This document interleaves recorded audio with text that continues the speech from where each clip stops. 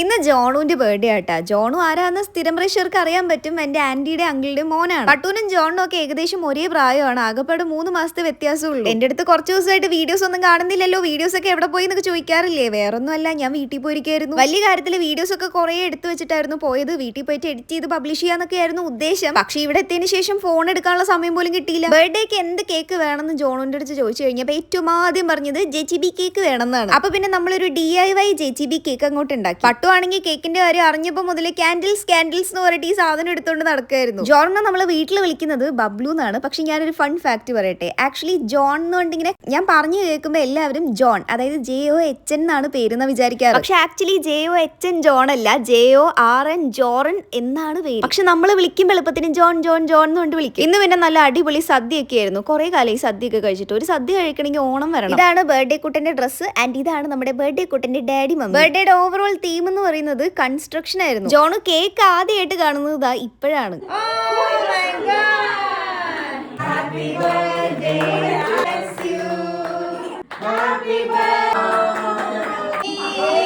മൊത്തത്തിൽ ജോണിനെക്കാളും റിയാക്ഷൻ ഉണ്ടായിരുന്നത് ബാക്കി എല്ലാവർക്കും ആയിരുന്നു. ഒരാളുടെ ബർത്ത്ഡേ സെലിബ്രേഷൻ മാത്രമല്ല, ഒരു കുഞ്ഞു ബേബിയുടെ ബർത്ത്ഡേ സെലിബ്രേഷനും കൂടെ ഉണ്ടായിരുന്നു. ദിസ് ഈസ് കുക്കു ചേച്ചി. അങ്ങനെ കേക്കും കാര്യങ്ങളൊക്കെ കട്ട് ചെയ്ത് ഇനി നമ്മുടെ ഗിഫ്റ്റ് കൊടുക്കുന്ന ടൈം ആണല്ലോ. അമ്മ ആദ്യം തന്നെ ഒരു റിമോട്ട് കൺട്രോൾ കാറൊക്കെ കൊടുത്തിട്ടുണ്ടായിരുന്നു. കുറെ നേരം അതിന്റെ പുറത്തായിരുന്നു. പിന്നെ അതിന് ശേഷമാണ് ഞാൻ എന്റെ ഗിഫ്റ്റ് കൊടുത്തത്. ആനക്കുട്ടിയുടെ ആവശ്യമൊന്നുമില്ല, പെട്ടിക്കകത്ത് എന്താന്ന് മാത്രം അറിഞ്ഞാൽ മതി.